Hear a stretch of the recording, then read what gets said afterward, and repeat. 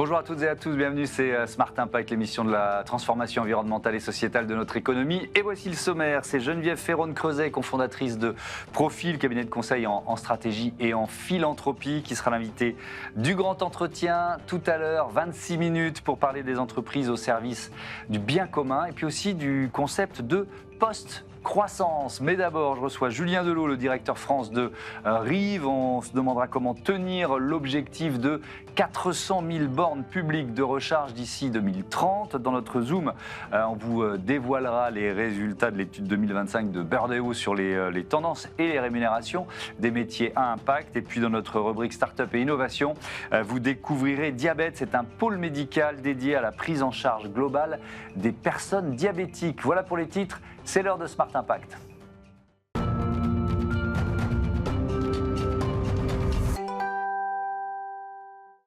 L'invité de ce Smart Impact, c'est Julien Delot. Bonjour. Bonjour. Bienvenue, vous êtes le directeur France de Rive. Alors je veux bien que vous nous présentiez Rive en quelques mots pour poser le décor en quelque sorte. Oui, bien sûr. Donc Rive, on est un éditeur logiciel. On est spécialisé dans la fourniture de solutions qui permettent de gérer, de piloter des bornes de recharge pour véhicules électriques. Ouais.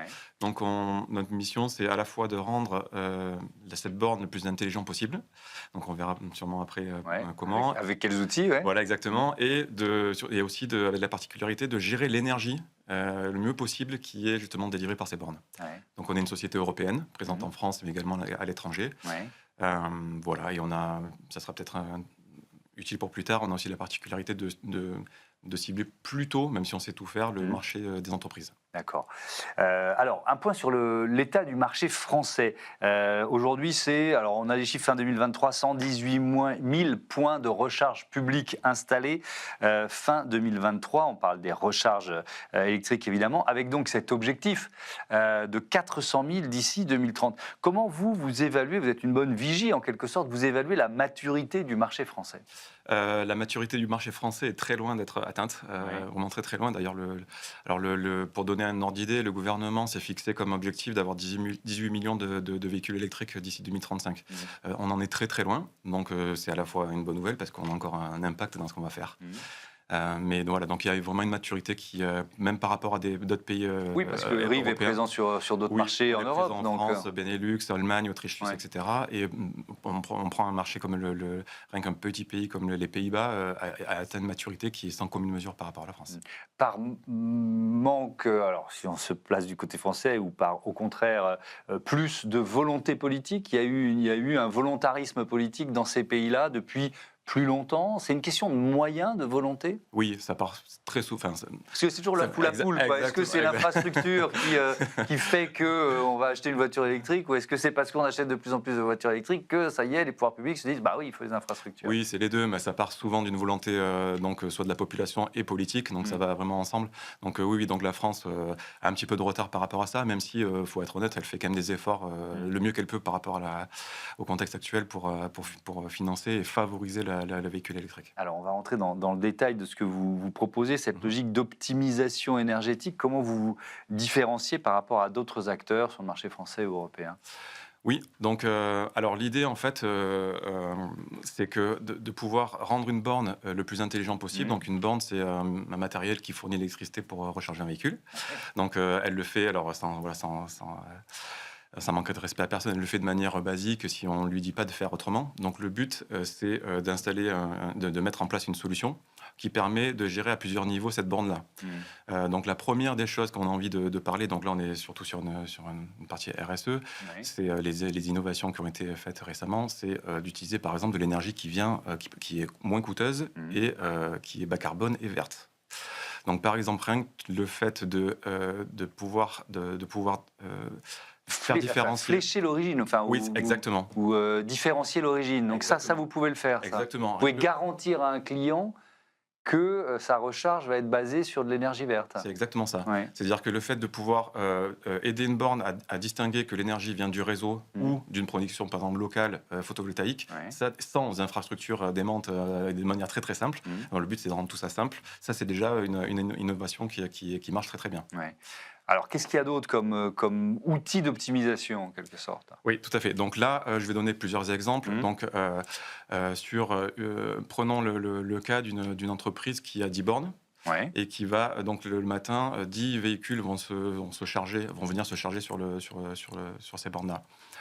Ça n'a aucun sens aujourd'hui de fournir l'énergie maximum à ces 10 véhicules-là dès 9 h du matin pour les 10 véhicules. Donc là, ça voudrait dire qu'on ait des coûts démesurés d'infrastructure. Ouais. Il faut que la puissance qui est délivrée pour ces 10 bornes en même temps soit énorme. Donc ça n'a aucun coût. Ça ne tient pas en compte de l'énergie photovoltaïque qui est prévue, qui est produite. Ça ne tient pas compte des comportements des utilisateurs et encore moins de l'énergie que le bâtiment consomme. Donc là, une solution comme la nôtre va pouvoir décaler justement en fonction des besoins des conducteurs et de l'énergie qui est produite photovoltaïque ou non. Ouais. Dans le temps, c'est la recharge de ces 10 véhicules-là. Et donc, on va peut-être prioriser 2 véhicules de commerciaux qui vont devoir partir rapidement. Et puis, les 8 autres salariés qui sont branchés sur le réseau, qui vont rester branchés jusqu'à 18 h ou 17 h le soir. D'accord. En fait, on va décaler cette énergie-là automatiquement en attendant qu'il y ait du photovoltaïque parce qu'on sait qu'il va faire beau plus tard. On sait que le bâtiment va consommer moins entre midi et 2, etc., etc.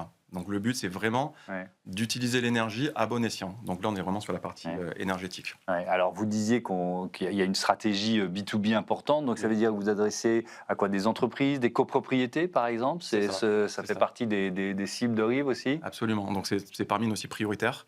Alors, pourquoi? Il y a plusieurs raisons à ça. Ce qu'on appelle la recharge à destination, c'est-à-dire la recharge quand le conducteur est arrivé à destination, c'est-à-dire à la maison ou sur le lieu de travail, représente largement la majorité des recharges qui sont effectuées en France et en Europe. Donc l'enjeu de l'électrique, c'est pas la recharge sur l'autoroute. Donc c'est là où on a le plus gros impact. Donc en facilitant les entreprises, les copropriétés ou même le particulier à rendre sa recharge intelligente, facile d'utilisation, etc., même monétisable. Donc on essaie de réduire le coût, voire de gagner de l'argent sur des recharges. Parce qu'on va remettre de l'énergie sur le marché, c'est ça, à certaines heures? C'est cette logique-là? Il y a plusieurs logiques là. La première, la plus simple, c'est juste de dire je vais partager ma borne parce que je m'en sers pas. Ouais. Donc ça, c'est que ça soit pour un particulier, mais surtout pour une entreprise. Peut-être que l'entreprise, la nuit et puis le week-end, elle peut très bien publier sa borne sur les réseaux d'opérateurs de charge et n'importe qui peut venir utiliser cette borne-là et l'entreprise va gagner de l'argent. Donc ça, c'est ce que le logiciel de supervision permet également. Donc on ne gère pas que l'énergie, on essaye justement de réduire les coûts de ça. Mais oui, vous mettez aussi le doigt sur des innovations qui arrivent et on voit de plus en plus le véhicule électrique, non pas comme un consommateur d'énergie, mais aussi comme une batterie de stockage. Donc ça, c'est ce qu'on appelle le V2G, c'est une technologie qui va arriver en France très bientôt et qui va franchement qui va potentiellement chambouler le marché de l'électricité. Parce que, en fait, on va... Imagine, j'ai une voiture électrique, je consomme 15% de ma batterie, je la recharge. Qu'est-ce qui va se passer au cœur de la nuit s'il y a besoin ou à un moment de la journée et que j'utilise pas ma voiture, s'il y a besoin d'électricité, ma batterie va pouvoir la fournir? C'est ça la logique? Oui, alors ça c'est la logique qu'on voit dans un premier temps. C'est vraiment l'utilisation basique, c'est de dire ah oui tiens, si j'ai besoin d'une énergie, ben, ma voiture est une batterie de stockage. Parce que ça, cette technologie, pardon, je vous interromps, mais elle existe. Je me souviens avoir reçu des entreprises ça s'appelle le V2G. Qui fabriquent ces exactement. Alors c'est pas du tout déployé encore aujourd'hui en France. Il faut que la technologie existe, mais pour l'instant c'est pas déployé. C'est pour ça que ça va arriver rapidement. Mais là où ça peut vraiment avoir un impact, c'est que en fait on peut systématiser cette utilisation-là et alors, en France, on a la chance d'avoir l'énergie nucléaire qui est bas carbone. Mais dans les pays comme l'Allemagne, l'Angleterre ont des avancées beaucoup plus fortes que nous sur ces sujets-là parce qu'ils ont plus de contraintes sur le côté carbone de leur énergie qui est bien moins bonne qu'en France. Et donc là, en fait, on peut systématiser le fait de recharger une voiture uniquement quand j'ai de l'énergie qui est bas carbone et moins chère pour systématiquement la réutiliser de manière, non pas juste quand j'en ai besoin comme ça, dans le réseau et la réinjecter dans le réseau à des moments où il n'y a pas de soleil, il n'y a pas de vent, et où c'est la nuit, quoi, voilà. Et donc, la temporalité de ce déploiement en France, qu'est-ce que vous en pensez? Je pense qu'il faudra encore au moins 2 ans. D'accord. là-dessus. Même si les technologies sont là, il faut que les véhicules soient prêts, que les voilà, et mais voilà, mais ça peut avoir un impact aussi sur les fournisseurs d'énergie qui vont repenser comme s'il y avait des milliers, des millions de batteries de stockage dans le réseau, repenser en fait la façon dont ils vont fournir des contrats de service. Ouais. Il y a aussi une fonctionnalité d'intelligence artificielle dans ce que vous proposez, dans les services que RIF propose. Oui, donc le but du jeu, vraiment, c'est de favoriser en fait l'adoption du véhicule électrique en France et en Europe. Ouais. Donc tout ce qui va rendre simple l'utilisation, l'installation pour le consommateur final, l'entreprise en général, est vraiment quelque chose qui est important pour nous. Et donc l'IA, elle sert à quel exactement. moment, là Donc l'IA sert à plusieurs choses. Donc là aujourd'hui, elle sert à optimiser. Donc l'une des fonctions d'IA Ouais. chez nous sert à optimiser la disponibilité des bornes.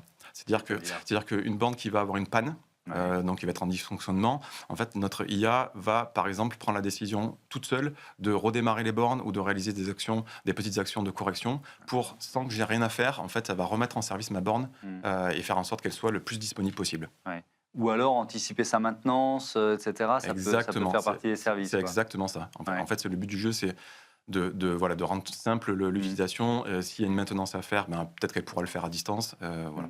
Quels sont les clients, les secteurs qui sont les plus demandeurs aujourd'hui de solutions là, intégrées, des recharges, l'énergie, le fait de effectivement pouvoir sourcer son énergie quand on installe des bornes de recharge? Oui, alors là, en ce moment, c'est vraiment les entreprises. Donc là, on est sur l'objectif de verdir son parc de véhicules, que ce soit des véhicules qu'on a en flotte de fonction, mais aussi les véhicules de ses employés.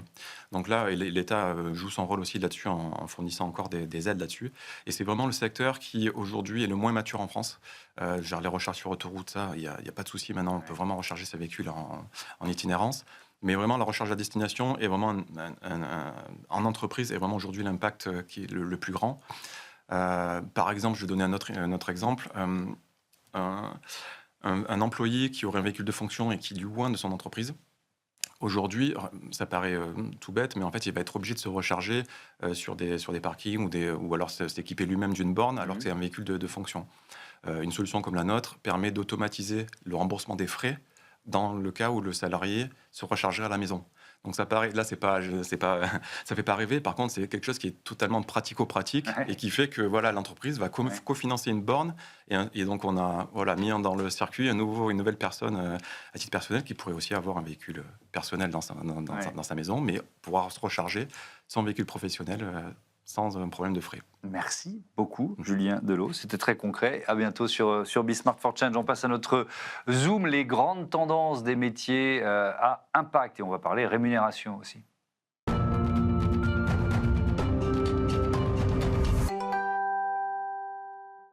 Le Zoom de ce Smart Impact, on va parler des tendances et de la rémunération dans les métiers Impact avec Caroline Renoux. Bonjour. Bonjour. Bienvenue, vous êtes la fondatrice de Birdeo. On se disait juste avant de démarrer l'interview, on se voit quasiment une fois par an. Vous venez quand vous publiez les résultats de votre étude annuelle sur ces tendances des métiers à impact. Pour nous, c'est vraiment intéressant. C'est une sorte de point d'étape. Alors, je veux bien quand même que vous nous présentiez Birdeo en quelques mots pour démarrer. Avec plaisir, oui.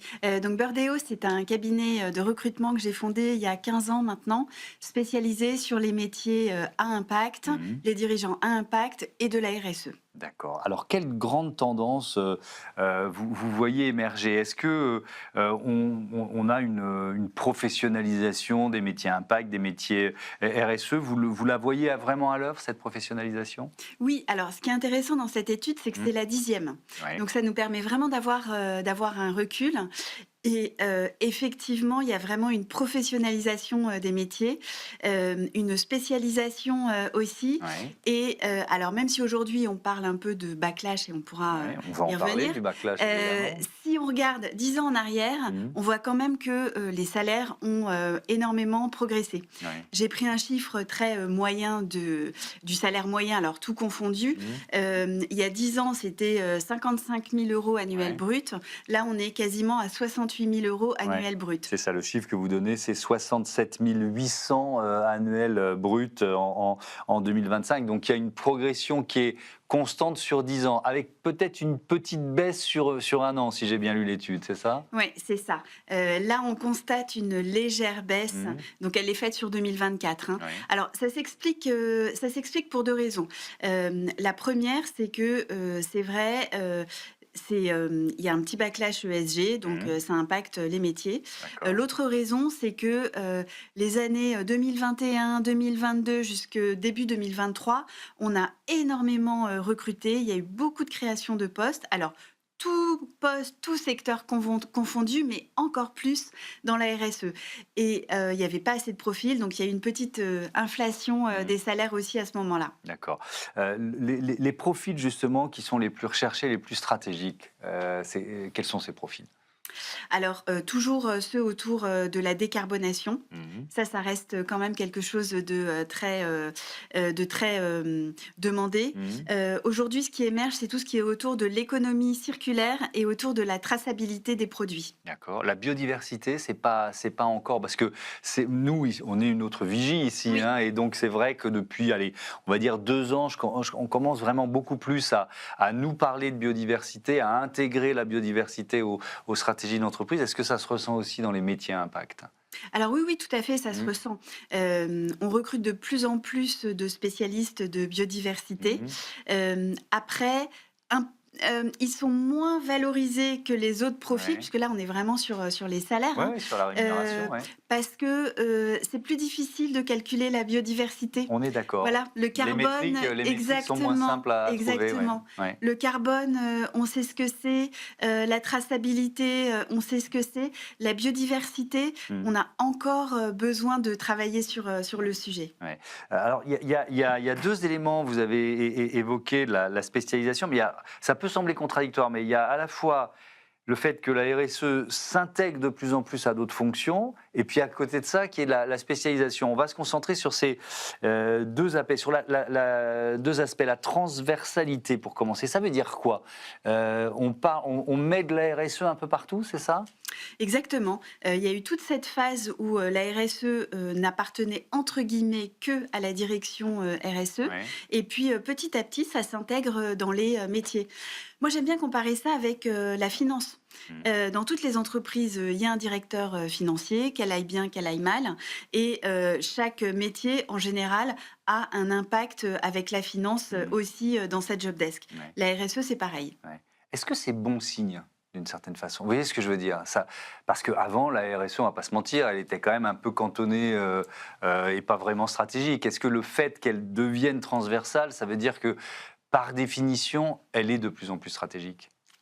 Alors là où c'est intéressant et là où on voit que ça devient vraiment stratégique, c'est dans les conseils d'administration. Oui. Parce que, alors je ne vais pas vous cacher, aujourd'hui, il y a quand même beaucoup moins de création de postes en RSE, voire certains directeurs RSE qui partent et qui ne sont pas remplacés, donc c'est quand même un fait.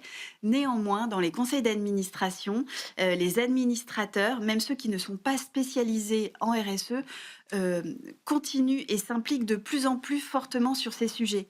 Parce que eux, ils sont là pour la pérennité de l'entreprise.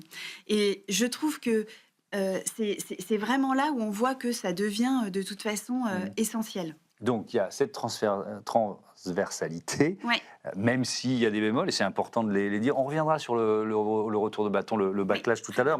Et puis il y a la spécialisation. Alors ça m'intéresse de voir pourquoi et comment les métiers RSE se spécialisent. Dans quel domaine, en fait? Alors, la RSE, c'est la responsabilité sociétale et environnementale. Voilà, donc à la fois, c'est du carbone, c'est de la biodiversité, c'est du reporting extra-financier, ce sont des droits humains. On ne peut pas être expert de tout ça, c'est pas possible.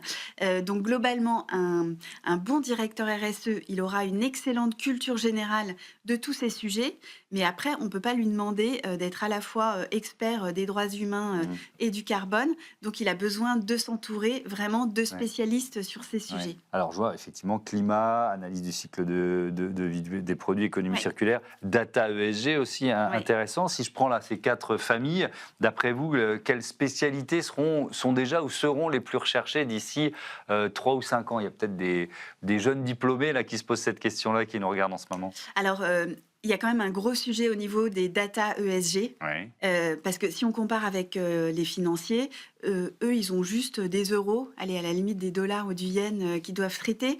En ESG, il y a énormément de data. Tout ce qui va faire le succès de ce qu'on essaye de transformer, c'est que cette data, elle soit bien... pour qu'on puisse en parler. Exactement. L'intégrer à son bilan extra-financier et à sa communication. Donc ça, c'est un poste stratégique pour vous. Donc ça fait quand même vraiment partie des postes stratégiques et en devenir. On parlait de rémunération, donc progression sur 10 ans, petite baisse sur 1 an. Alors, on en avait déjà parlé, mais j'avoue que j'avais un peu oublié. Les femmes représentent 70% environ des professionnels RSE. Donc ça veut dire qu'il y a un écart salarial... Enfin voilà, elles sont moins bien payées que les autres. C'est vrai aussi dans ces métiers-là? Alors, c'est vrai que c'est un secteur... Majoritairement, ce sont des femmes, non seulement qui s'y intéressent, mais qui sont compétentes sur le sujet. On le voit vraiment dans nos bases de données. On ne cherche pas à faire en sorte qu'il y ait plus de femmes ou plus d'hommes. C'est comme ça. Bon. Il y a 10 ans, quand on faisait cette étude, les salaires étaient équivalents entre les hommes et les femmes, avec légèrement un peu supérieur pour les femmes. Là, aujourd'hui, ça s'est inversé un petit peu. Comment vous expliquez Alors, ça? Je pense que c'est davantage parce que les fonctions techniques sont mieux payées. Voilà, un expert du carbone, précisément, va être en général mieux payé que quelqu'un qui va faire de la communication en RSE. Et il y a plus d'hommes sur les fonctions techniques. Quel conseil vous donneriez aux femmes, mais aussi aux hommes, pour aller optimiser leur rémunération? Lire l'étude. C'est un bon point de départ. Voilà. Lire l'étude et puis surtout préparer ses entretiens. Alors, quand on veut changer de poste, en général, c'est là où c'est le plus facile d'être augmenté. En plus, maintenant, à partir du 1er janvier, on n'aura plus l'autorisation de vous demander combien vous êtes payé. Donc, vous pourrez, si vous êtes bien renseigné, vous pourrez demander le prix qui est juste, et puis, qui est juste pour vous. Et puis, si vous êtes si vous êtes déjà en poste et que vous restez dans la même entreprise, c'est vraiment de préparer bien votre entretien et de démontrer la valeur ajoutée que vous apportez. Parfois, dans la RSE, on a un peu tendance à être très je veux changer le monde, très utopiste. Ce qui va intéresser une entreprise, c'est la valeur ajoutée que vous apportez. Et c'est là-dessus qu'il faut insister. Évidemment. Est-ce qu'il y a une grande différence entre les grandes entreprises, les grands comptes d'un côté, les PME de l'autre, sur ces métiers à impact? Sur les salaires, oui, évidemment. Évidemment. C'est sûr que on est mieux payé dans le CAC 40 que dans une ETI en général. Exactement. C'est pas seulement. Et c'est pas seulement. C'est pas seulement pour les métiers RSE. Oui, parce qu'il y a le salaire et après il y a tous les avantages en plus qu'il y a davantage dans des grands groupes. Alors il y a 2 éléments d'actu. Je vais vous interroger parce que ça m'intéresse quand même, vu ce que vous faites chez Burdeo, de savoir ce que vous pensez sur la directive européenne, sur la transparence salariale, ce que ça va changer dans les entreprises. Mais je reviens au backlash, donc ce retour de bâton. États-Unis, Europe, parce qu'on voit comment le pacte vert est détricoté en ce moment par le Parlement européen. Donc vous nous disiez, il y a quand même un effet sur les métiers RSE. Pourquoi ?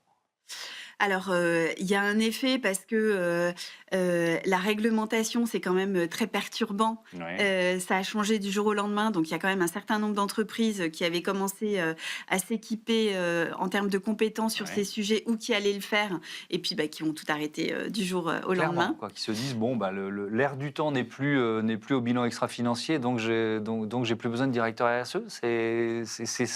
Vous Alors évidemment, oui, mais volontairement, parce que ça vous fait réagir. Non, vous caricaturez caricaturer un petit peu, mais beaucoup de... notamment, c'est dans les cabinets de conseil qu'on voit cette première baisse des salaires. D'accord. Ça a été les premiers impactés, puisque c'est eux qui travaillaient beaucoup avec les entreprises sur ces sujets réglementaires. Parce que moi, je reçois aussi beaucoup de DG qui me disent mais on maintient le cap, même quand on fait du business aux États-Unis, on change un peu le verbatim, voilà, mais on maintient le cap. Alors, le cap est maintenu, mais avec moins de budget, globalement. D'accord, Voilà. ok. Non, mais c'est très bien, comme ça, Je les connais choses... quand même très bien les directeurs RSE. Globalement, les budgets étaient plutôt à la baisse cette année. D'accord, c'est très bien de dire la réalité du marché. On termine à 1 minute 30 sur cette directive européenne sur la transparence salariale. Moi, je dis sur le principe, super, mais alors, bon courage pour les DRH qui vont avoir à gérer ça. C'est clair. Comment vous l'appréhendez, ça ? Je pense que c'est à la fois, comme vous dites, hein, c'est une bonne chose parce qu'il y a une espèce d'injustice de dire toute ma vie j'ai été mal payée, ça va continuer parce que je dois donner mon salaire avant. Ouais. Après, Notamment dans l'écart femmes-hommes, hein, c'est un outil pour réduire ou faire disparaître cet écart. Exactement. Après, pour les chasseurs de tête comme nous, ça va bousculer nos habitudes. Moi, j'aimais bien rapidement demander le salaire actuel des gens, ce qu'ils voulaient. Pas tant pour que ce soit transparent pour l'entreprise, mais juste pour savoir si globalement le candidat pouvait être intéressé par ce type de poste, parce que ça pourrait faire perdre beaucoup de temps à tout le monde. Et je pense que ça va arriver, en tout cas dans les débuts, parce qu'il va falloir s'adapter à ce changement. Merci beaucoup, Caroline Renoux, et à bientôt sur Be Smart for Change. On se dit dans un an alors. Dans un an. Allez, c'est l'heure du grand entretien de ce Smart Impact. On va parler philanthropie et post-croissance. Prêt pour l'impact, c'est la question que je pose chaque jour à une personnalité qui compte dans notre économie. Et je reçois Geneviève Ferron-Creuset. Bonjour. Bonjour. Heureux de vous accueillir. Bienvenue. Vous êtes cofondatrice associée de Profil. C'est un cabinet de conseil en stratégie et en philanthropie. Le sens du mot impact, c'est souvent la première question que je pose dans le grand entretien. Quel sens vous lui donnez et surtout comment vous l'appliquez au quotidien ? Alors, le sens du mot. Alors, le mot impact, déjà, en français, c'est quelque chose, on a du mal à se l'approprier. Alors, avoir un impact, c'est impact dans 5 minutes. Donc, c'est simplement quand un objet ou une cause rencontre une surface où, on va dire, une surface d'échange dans laquelle il y a quelque chose qui se produit.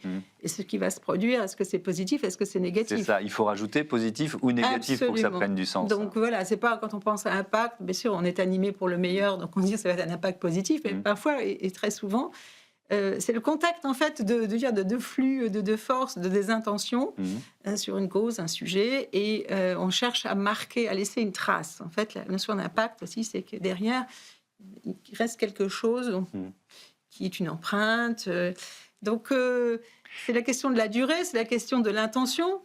Donc, avoir un impact, finalement, c'est aussi, si je puis dire, un mot qui est devenu valise. Oui, bien sûr. Donc, il peut cacher tant de réalités. Il peut cacher beaucoup de réalités. Bon. Alors, on peut se dire...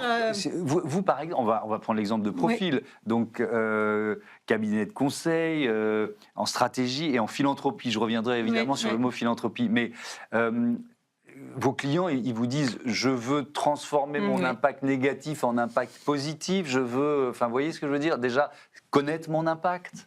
Oui, alors dans le cas de Profil, alors on a un cabinet de conseil en stratégie, on va dire, qui permet à des entrepreneurs qui, effectivement, dans un cadre restreint, mais s'ils sont à la tête de leur entreprise avec la possibilité de la faire évoluer, et je dis bien que ça commence par la gouvernance de l'entreprise, comme vous dites. C'est déjà cette prise de conscience que le modèle, on va dire, est brun. On dit brun au sens, mais on vit dans une économie brune, c'est-à-dire dominée par les énergies fossiles. Donc ça, c'est la vice-présidente du Shift Project qui parle, mais qu'est-ce qu'on peut faire de mieux ? C'est illusoire d'imaginer qu'à son échelle, on va avoir renversé la table. Donc c'est que déjà, ça commence par une prise de conscience. Et ce qu'on peut faire de mieux, on peut faire de mieux dans son modèle économique classique. Comme par exemple, je suis hôtelier, je gère une foncière hôtelière, pour reprendre l'exemple précédent. Je peux effectivement mieux gérer mes flux de chaleur, mieux traiter mes collaborateurs, etc. Donc je peux déjà faire quelque chose. Et en fait, tout le monde peut faire quelque chose. Et puis après, il y a des marges qui sont beaucoup plus importantes et qui dépendent en fait de la capacité de vivre dans un écosystème ou dans une chaîne de valeur, ou dans un pays où les réglementations vont vous permettre de décupler l'impact. Donc ça, c'est l'impact dans vos modèles économiques. Et après, vous avez aussi la possibilité, dans une voie philanthropique, de décupler aussi votre impact. Et la voie philanthropique, elle est extrêmement intéressante parce qu'il faut dépoussiérer cette idée des bonnes œuvres, de quelque chose que l'on fait par rédemption ou tout simplement par ennui profond. Voilà. Et la voie philanthropique, ça peut arriver. Oui. Mais la voie philanthropique, elle est extrêmement intéressante quand le modèle économique ne permet pas, pour des raisons que je viens de citer. Oui. On se dit, mais finalement, la philanthropie devient un laboratoire d'innovation qui permet aussi de regrouper des acteurs et d'avoir un impact qui ne va pas être justement soumis, ça va peut-être vous faire sourire, à des mesures d'impact économique habituelles. Oui. On se dit, on ne sait pas, on expérimente, cette cause-là, ces personnes-là ont besoin de quelque chose, l'essentiel c'est d'y aller. Et souvent, les actions philanthropiques menées par des fondations, des fonds de dotation ou des associations ont cette liberté d'engagement. Oui, ça peut être aussi l'idée d'aider une entreprise, une start-up, en se disant le modèle, en termes d'impact positif, il est très bon, mais ça va peut-être prendre beaucoup de temps avant qu'il y ait de la rentabilité. Donc, on ne demande pas forcément tout de suite de la rentabilité. Voilà, ça peut être, c'est ça, c'est des modèles de venture philanthropie, comme on dit ça en anglais, venture philanthropie, c'est-à-dire qu'on va amorcer quelque chose avec des fonds qui sont effectivement qui échappent à une consolidation purement économique ou qui sont fléchés dans un bilan traditionnel, un PNL traditionnel. Voilà, donc en fait, nous, Profil, on fait les deux, c'est-à-dire qu'on va essayer de faire évoluer des entrepreneurs dans leur modèle économique classique. Parfois, certains sont avancés, ils veulent aller plus loin. Et on va construire des stratégies pour les aider à mieux piloter leur entreprise, mieux piloter leur modèle économique, mieux bifurquer, et puis surtout, examiner toutes les options qu'ils ont. Parce qu'au fond, quand on commence à réfléchir à ces sujets, on a beaucoup d'options.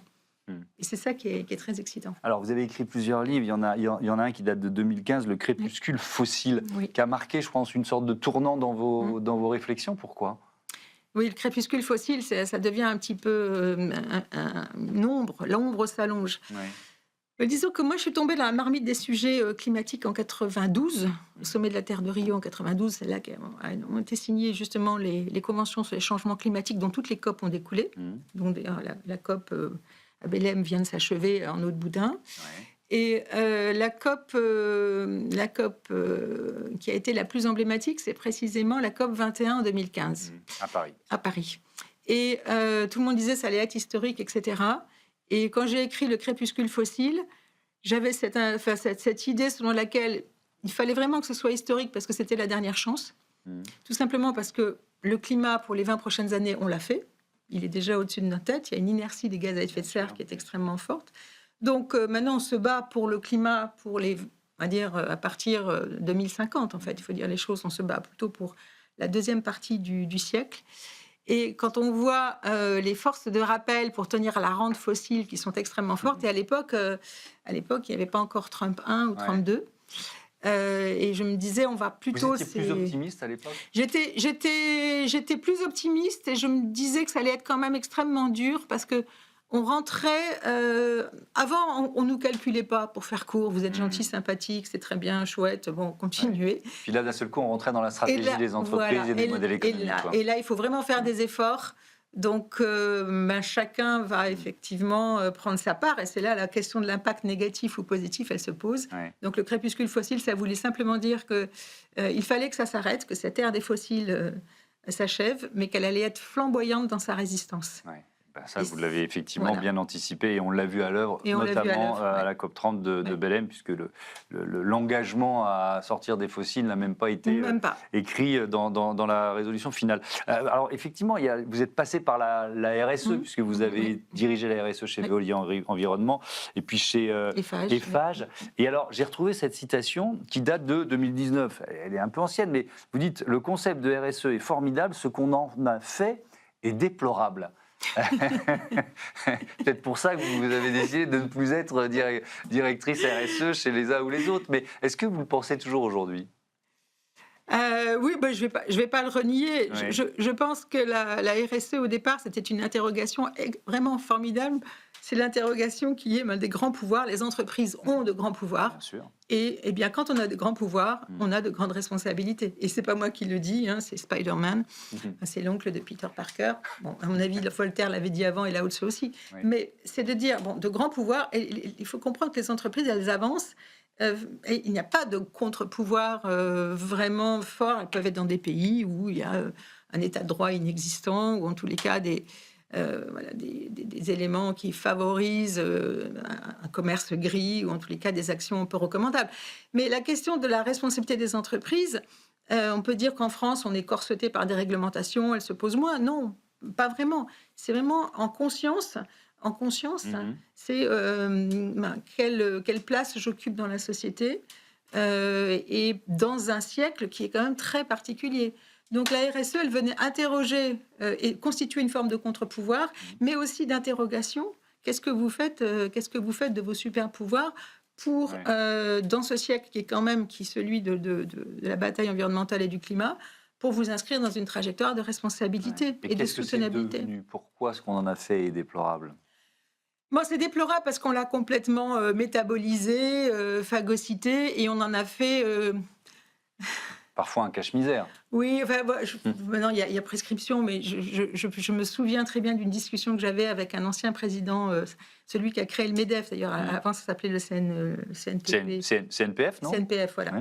Et donc, j'avais créé une agence de notation extra-financière, il ne savait pas trop ce que c'était, il m'avait invité, très, très cordial.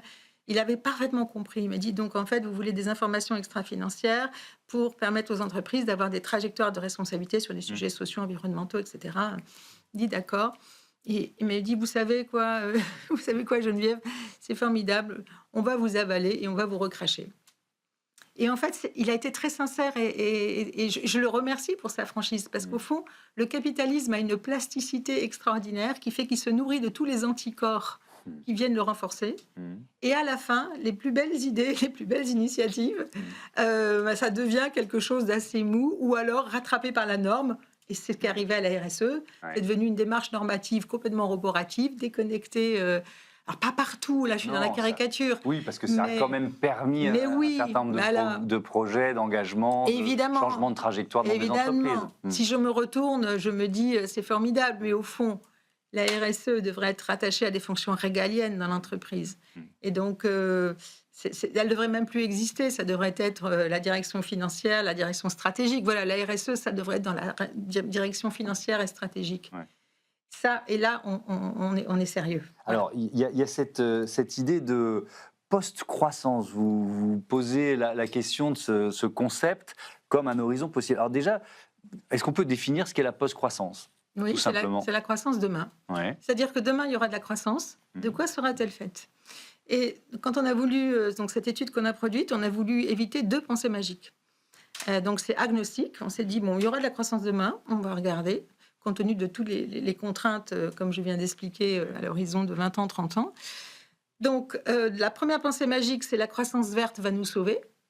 Formidable. Donc ça, la croissance verte, donc c'est une pensée magique qui est très assise sur la foi dans les technologies. Ouais. Et j'utilise les mots un peu me sauver foi volontairement, parce qu'il y a aussi d'ailleurs une volonté, enfin, pas une volonté, mais en tous les cas, un souhait d'être mystifié.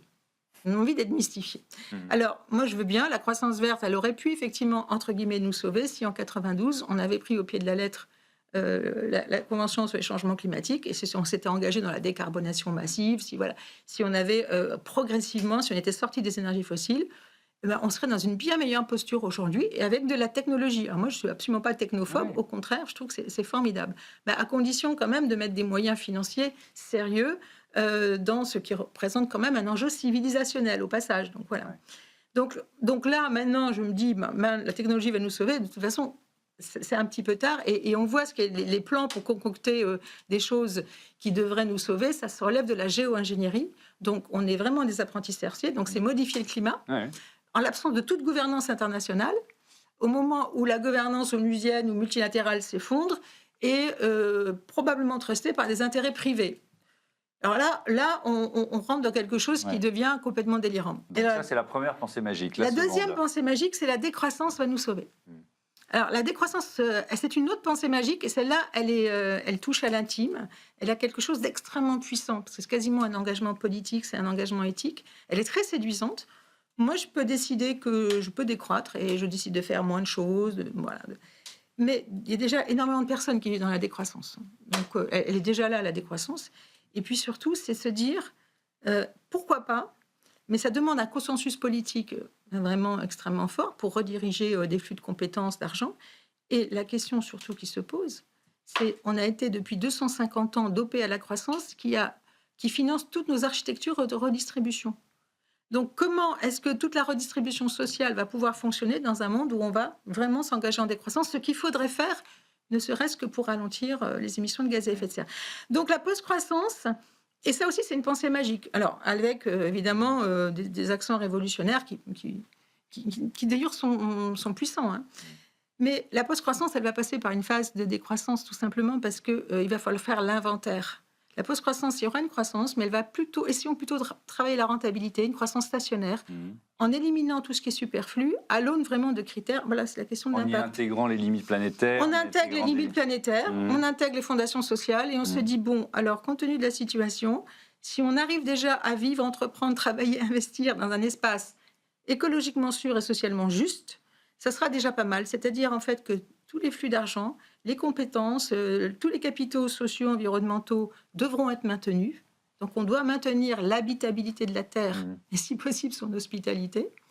Et à partir de là, ça va nous obliger à se poser des questions sur est-ce qu'on a besoin, par exemple, de produire autant de choses qui ne servent à rien dans la logique de conservation des capitaux sociaux et environnementaux, même si ça nous fait très plaisir, et même si, comme on est quand même un bipède compulsif, et que par ailleurs, les réseaux sociaux n'arrêtent pas d'allonger la liste de nos désirs, eh bien voilà, la post-croissance, en fait, malheureusement, elle n'envoie pas beaucoup de rêves, parce que c'est se coltiner le réel, c'est un droit d'inventaire, et c'est une redirection très volontariste des capitaux vers le maintien de nos communs environnementaux, et si possible sociaux. Et je suis plus inquiète la partie sociale. Ouais. Et vous estimez que ce changement, il passe forcément par les actionnaires. C'est pour ça, j'imagine, que vous avez créé l'AG du futur. Oui. Alors, la prochaine, elle aura lieu le 5 février, 5 février évidemment 2026, à Lyon, autour du sujet du textile. On va y revenir. Oui. Mais déjà, sur le concept, c'est quoi l'AG du futur ?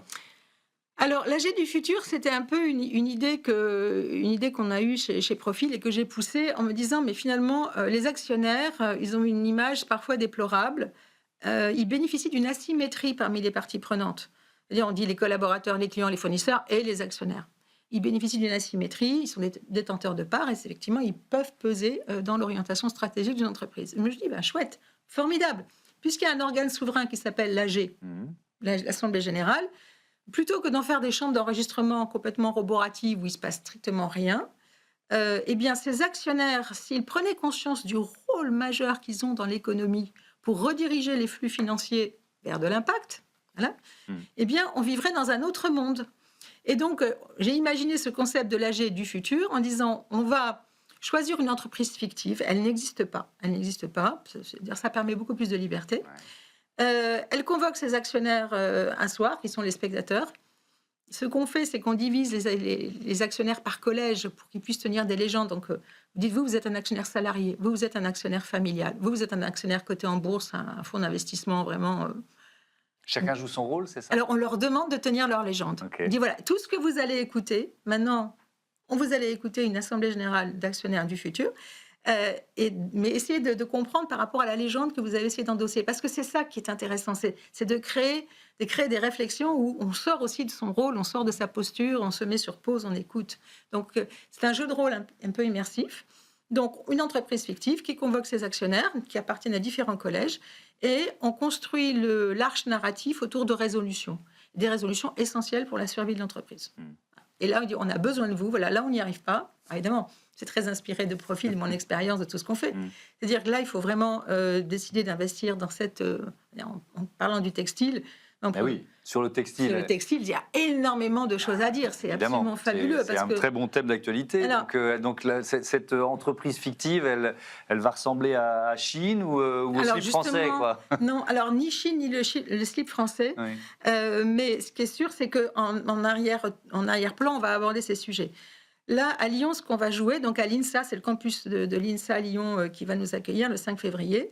C'est une entreprise dans le textile qui va être dans le B2B, comme on dit. Tout simplement parce que le B2C n'existe quasiment plus en France. Alors, le slip français, c'est très bien tous ceux qui se battent, 1083, le slip français, mais ça représente très peu.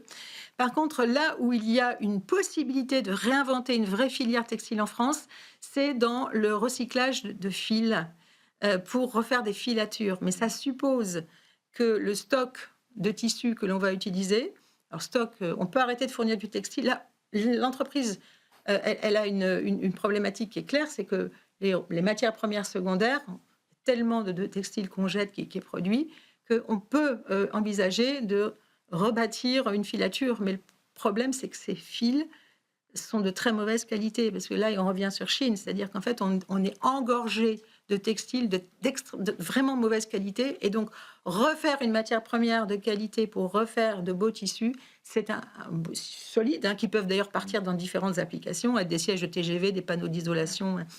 Donc, voilà ce qu'on veut vraiment montrer, c'est qu'il est possible de réinventer une filière textile avec de l'économie circulaire, de la permacircularité, avec des enjeux technologiques importants, des enjeux territoriaux importants, des enjeux de manœuvre. Et alors là, on a énormément à dire, et on espère vraiment que les actionnaires voteront les résolutions qu'on leur a concoctées. Et donc, on est dans un jeu de rôle, parce qu'il y a vraiment... J'emprunte complètement les codes du AG. Il y a un président, une présidente, on présente les résolutions. Mais comme on est un peu dans quelque chose de théâtralisé, on fait du hors-champ pour donner de la compréhension. Et à un moment donné, on vote. Et on verra si on a convaincu ou pas. Mais ça devrait être ça, une vraie assemblée générale d'actionnaires. Ça devrait ressembler à ça. Et ça, c'est pour un capitalisme un peu plus responsable et vivant. Alors, incarné. Il y a un exercice qui devient traditionnel dans cette émission. On demande à l'invité du Grand Entretien de poser une question à celui ou celle qui sera là la semaine prochaine. Alors, à votre place, la semaine dernière, Valérie Descamps, qui est la directrice générale du groupe Média Transport, donc les grands panneaux d'affichage dans nos villes, elle a en fait un conseil à vous demander. On l'écoute. Bonjour Geneviève. J'aimerais vous demander un conseil en réalité. Je dirige une entreprise qui est très contributive à l'intérêt général et à l'environnement. Et pour autant, on a beaucoup de mal à inciter les entreprises à favoriser justement leurs investissements dans des régies responsables versus des plateformes digitales qui le sont beaucoup moins. Alors, elle dit comment je peux convaincre un investisseur de venir chez moi, en quelque sorte, alors qu'il a tendance à mettre son argent dans des plateformes digitales. Alors, elle touche du doigt la solitude de l'investisseur, du dirigeant, de la dirigeante responsable. Le meilleur conseil que je pourrais le dire, c'est qu'il existe quand même des investisseurs responsables ou à impact. Donc, ils ne sont pas très nombreux, ils existent. Il y a aussi des collectifs d'investisseurs comme l'ITA qui sont justement orientés vers ce type de projet. Alors, ils ne sont pas nombreux, ils sont très sollicités, mais je pense que c'est un écosystème extrêmement vivant, ouvert. Donc, allez voir des investisseurs qu'on appelle investisseurs ESG ou une finance durable.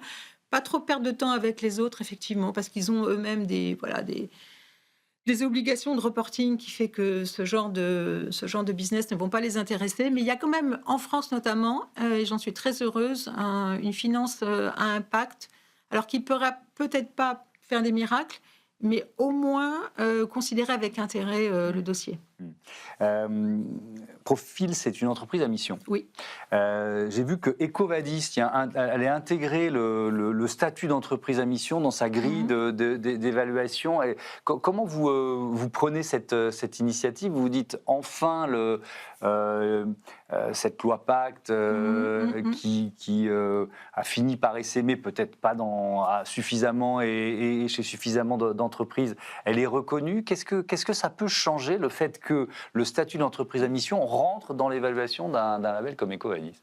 En fait, je les comprends parce que EcoVadis, il gère finalement il gère du reporting pour s'assurer que le risque fournisseur est contenu. Voilà, donc c'est un modèle intéressant. Les entreprises externalisent le risque de sélection des fournisseurs à EcoVadis qui fait des fiches de respectabilité, si je puis dire. Le fait d'être entreprise à mission veut dire une chose en fait très simple. C'est différent de la RSE. Ça veut dire que pour être entreprise à mission, c'est une décision qui a été arrêtée au niveau justement de la gouvernance de l'entreprise et votée en Assemblée générale, parce que c'était la première AG du futur. La raison d'être est inscrite dans les statuts, il y a un certain nombre d'engagements, etc. Ça veut dire une chose, que c'est régalien. Ça veut dire que ce sujet a été porté par les actionnaires. On revient à mon AG du futur. C'est-à-dire que c'est pas un sujet, c'est pas de la RSE. Moi, quand je faisais de la RSE, l'Assemblée générale des actionnaires n'en avait rien à faire, et même pas le COMEX, à vrai dire. Mais bon, je suis un peu cruelle, mais c'est un peu le cas. Tandis que quand on devient entreprise à mission, c'est le conseil d'administration qui réfléchit, qui se pose une question existentielle, qui se met sur pause et qui se dit... À quoi on sert? Pourquoi on sert? Quelle est notre utilité?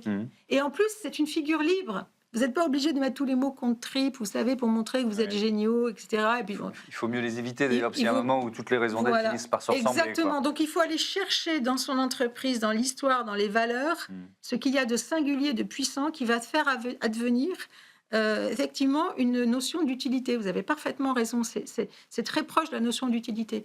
Donc, on comprend que quand, au moins, ces entreprises ont décidé de se poser la question de la raison d'être, de à quoi on sert, à quoi on va servir demain, qu'ils l'écrivent dans les statuts, eh bien, c'est une entreprise beaucoup moins risquée, parce qu'on va dire le sujet a été purgé auprès des membres du conseil d'administration et des actionnaires. Donc, c'est une entreprise qui sait où elle va. Et une entreprise qui sait où elle va, ça n'empêche pas d'avoir des écarts, mais ça veut dire que avec les objectifs fixés, elle offre probablement plus de garanties à un tiers extérieur. Mais pour une entreprise qui, par exemple, s'engage dans une transformation de son modèle économique pour être moins carboné, etc., ça devient presque un engagement politique. Quand on fait du business aux États-Unis dirigé par un chef d'État qui dit aux Nations Unies que le changement climatique est l'arnaque du siècle, vous voyez ce que je veux dire? C'est-à-dire que le chef d'entreprise qui, lui, maintient le cap de la décarbonation, il fait de la politique. D'une certaine façon. Oui, alors ça, c'est vraiment, c'est vraiment un étonnement très fort, parce que si j'avais su, en me lançant dans le sujet de la notation extra-FIC, etc., que ça allait devenir un sujet politique, on savait bien que c'était un sujet poil à gratter, mais on est quand même très loin de cette récupération politique. Mais en fait, il faut y voir, les États-Unis maintenant diabolisent, mais vraiment c'est le mot, diabolisent le climat et toutes les, on va dire, tous les sujets adjacents qui touchent la finance, la vie quotidienne ou la vie économique. Mais vraiment, ça va passer, parce que le changement climatique, il va s'occuper de nous. Donc oui, on est dans un moment de l'histoire qui est complètement ubuesque. Je reconnais qu'il est ubuesque. C'est quelque chose qu'on n'aurait pas pensé voir. Mais derrière, quelque chose de plus grave qui se profile, c'est quand même l'effondrement de l'ordre de 45. Et donc, il y a de nouvelles alliances qui vont se créer. Et dans ces nouvelles alliances, la question du changement climatique, de l'accès aux ressources va être centrale. Et ça, c'est très nouveau. Merci beaucoup, Geneviève Ferron-Creuset, et à bientôt sur Bismart for Change. On passe tout de suite à notre rubrique consacrée aux startups éco-responsables.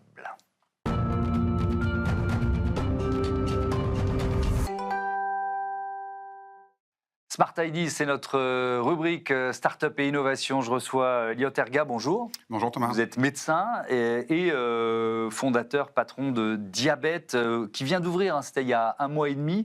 Alors c'est un pôle qui rassemble les spécialistes du diabète. Pourquoi vous l'avez créé ? Exactement. Eh bien, le constat pour la prise en charge du diabète, c'est qu'aujourd'hui, il se fait majoritairement en ville. Il faut savoir que 90% des patients diabétiques de type 2, donc il y a 2 types de diabète, mais ces patients représentent la vaste majorité du volume de patients, consultent énormément en ville, et des praticiens qui sont multiples et souvent isolés les uns des autres. Par exemple, vous avez évidemment le suivi en médecine générale, mais également besoin d'un cardiologue, éventuellement d'un diabétologue, d'un néphrologue ou un podologue.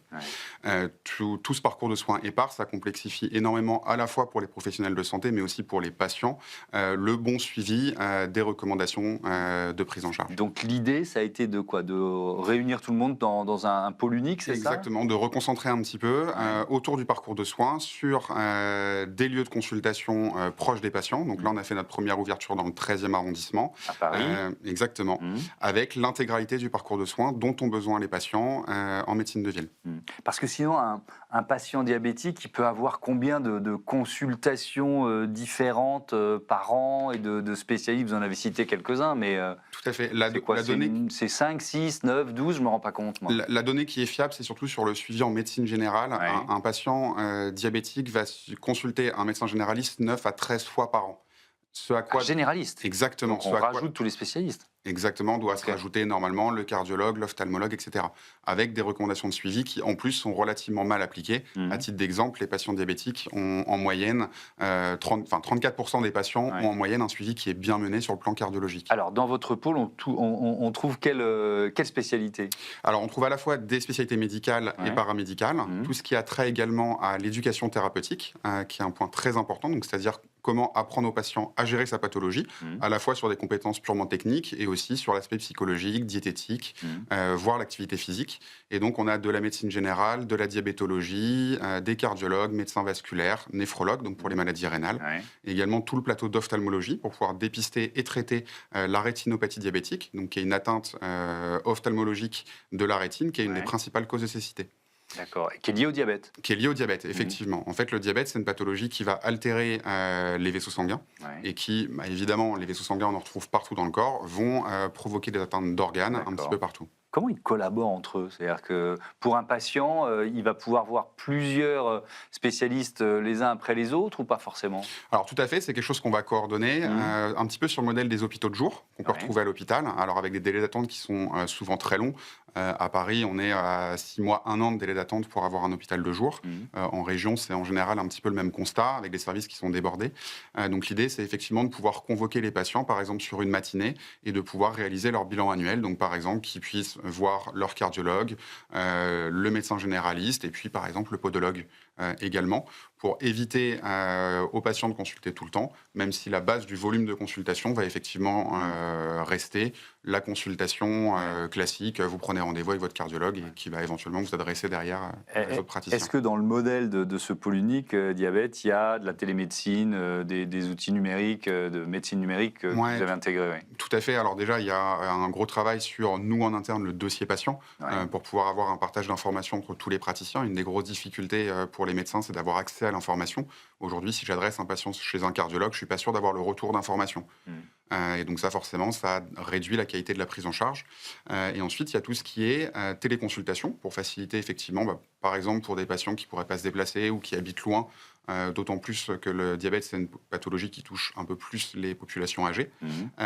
Et enfin, tout ce qui est télésurveillance, notamment des patients sous pompe à insuline. Un dernier mot sur l'avenir. Vous venez d'ouvrir. Je crois que les premières consultations viennent d'avoir lieu, mais il peut faire des petits, ce pôle unique? Oui, bien sûr. L'objectif, donc là, on adresse de la médecine adulte, ça va être de répliquer ce modèle-là à la fois en Ile-de-France et puis en région. Il faut savoir qu'il n'y a pas de modèle du tout équivalent, que ce soit en France ou en Europe. Et puis s'orienter sur des parcours de soins complémentaires, comme la prise en charge du diabète gestationnel, le diabète de la grossesse, ou en population pédiatrique, autour d'un pôle mère-enfant. Merci beaucoup et bon vent à Diabète. Voilà, c'est la fin de ce Smart Impact. Je vous dis tout simplement à demain sur la chaîne des affaires. Salut.